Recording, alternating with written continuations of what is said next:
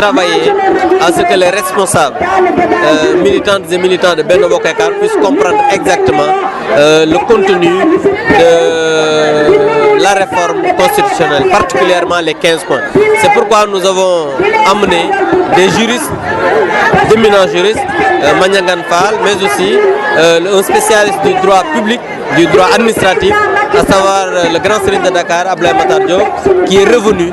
sur l'importance de la réforme constitutionnelle et pourquoi nous devons ensemble voter oui. C'est pourquoi aujourd'hui nous sommes très contents parce que l'APR en entier, c'est-à-dire tous les responsables de Thiès, mais aussi de Benno Bokk Yakaar, sont venus répondre à cet appel pour qu'on puisse expliquer aux responsables comment on doit travailler pour expliquer les populations afin qu'ils votent oui au soir du 20 mars pour que Thiès devienne la première, Thiès devienne au soir du 20 mars totalement acquise à la coalition Benno Bokk Yakaar. Quelle lecture faites-vous aujourd'hui de la situation à Thiès, parce qu'on voit qu'aujourd'hui l'APR est unie comme un seul homme et que mais ceci est important, c'est pourquoi nous sommes aujourd'hui enthousiastes pour organiser quand même ces genres de manifestations, parce que si on est unis, on est fort. C'est pourquoi nous travaillerons à toujours être unis pour quand même que l'APR soit, comme je l'ai dit au début de mon propos, la première force politique à Thiès. am mbégte lool ci li nga xamante ni le grand Serigne de Dakar wax na ko fii mu nekk ay kàddu yu am solo pour wax population yi lan moo war a tax ñu woote oui expliquer leen lan moo nekk ci réforme yi te loolu jàpp naa ne lu am solo la tey jii ñu am mbégte lool que APR ñëpp dajaloo nekk benn le ministre Augustin Tine nga gis ko le ministre Thierno Alassane Sall docteur Ndiaye ak képp koo xam ne responsable nekk au niveau de l'APR tey jii ñëw nga wuy suñu donc loolu dafa am solo donc loolu moo tax ñun tey jii jàpp nañ ne APR mooy première force politique à Thiès et le 20 mars bu neexee yàlla bëgg nañ mu leer pour que Sénégalais yëpp xam ne bu ñu amee doole mooy dañoo booloo te tey booloo nañ jàpp nañ ne dinañoo am doole. di gërëm rek di sant di féliciter président Abdou Mbow bi ñu jox opportunité bi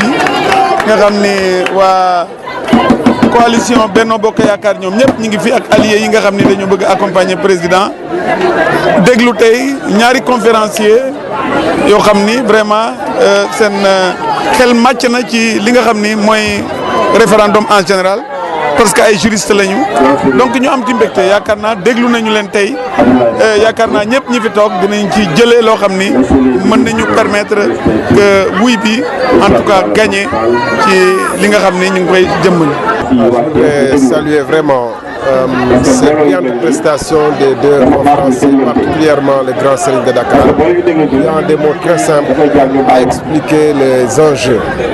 Je voudrais le remercier de sa présence à Thiès et remercier tout ce front uni pour le oui,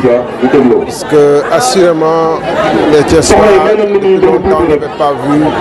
une tribune aussi variée, diverse, mais aussi unie dans la volonté de faire aboutir le oui. Je retiendrai de ce que le grand Serigne a dit surtout, que ceux qui disent non ne disent pas non au quinquennat, puisqu'ils ont tous été de fervents défenseurs du quinquennat. Ils ne disent pas non pour le renforcement des pouvoirs du Conseil constitutionnel de l'Assemblée. Ils ne disent pas non aux candidatures indépendantes. Ils ne disent pas non aux autres points qui sont proposés dans la réforme. Ils disent plutôt non peut-être à une personne. Or, il ne s'agit pas d'une personne. Il s'agit d'une constitution, il s'agit d'une révision constitutionnelle, il s'agit de définitivement clore la question du quinquennat qui a été une question qui nous a valu beaucoup d'instabilité, de diatribes, de manifestations parfois violentes et sanglantes. Vous vous souviendrez du 23 juin, ainsi de suite, ainsi de suite. Bon, oui, qui donne élection présidentielle en plus de 10%, donne élection présidentielle en 2012, il y a moins de 5%, kooku bu amee ku war a yuuxu woyaa yow yaakaar naa ne yuuxu bi jëme na fi nga xamante ne fa la jógee li am solo mooy mbooloo mi nekk fii ci Diamaguène diggante 15 16h ak 17h dama ne amul taal añ ku xëy ndekki ñëwal ci bureau de vote yi nga yendu fa pour qu'au soir ñu ne vive le Weye, vive le Weye, vive le Weye derrière l'honorable député Abdou Mbow pour qu'au moins partout dans la commune est que ñëpp ne waaw waaw waa Thiès nee nañ waaw. doy na référendum doy na ñu ne wii yamatuñu ci dépensé alalu réew mi yamatuñu ci dépensé ko normalement de façon transparente mais dañ ko war a dépensé pour faj